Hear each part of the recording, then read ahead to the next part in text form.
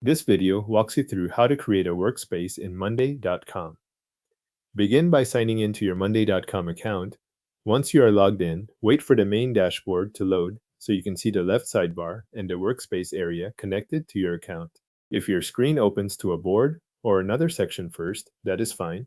You only need to make sure the sidebar is visible before moving on. Next, go to the left sidebar and find the name of your current workspace.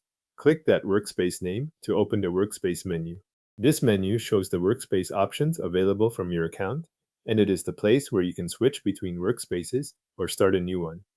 If the menu does not appear right away, click the workspace name once more and give it a moment to open. When the workspace menu is open, look at the bottom of that menu for the option labeled Add Workspace. It may appear with a plus sign before the text. Click Add Workspace to begin creating a new workspace. This opens the setup prompt where you can enter the details for the workspace you want to add. Now type a name for your new workspace. Choose the name you want displayed inside monday.com, since this is how the workspace will appear in the menu and across your account. Make sure the name matches the workspace you intend to create before continuing, especially if you manage several teams, clients, or project areas in the same account. After entering the workspace name, choose the privacy type for the workspace. You will see two options: open and closed. Select the one that matches how you want the workspace to be set up. Open means the workspace is available more broadly within the account, while closed limits access more intentionally.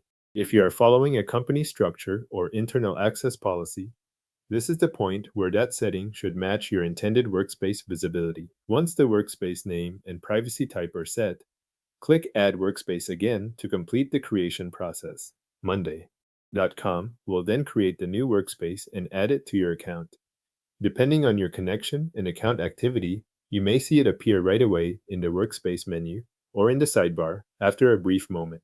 At this stage, the new workspace should be available alongside your other workspaces.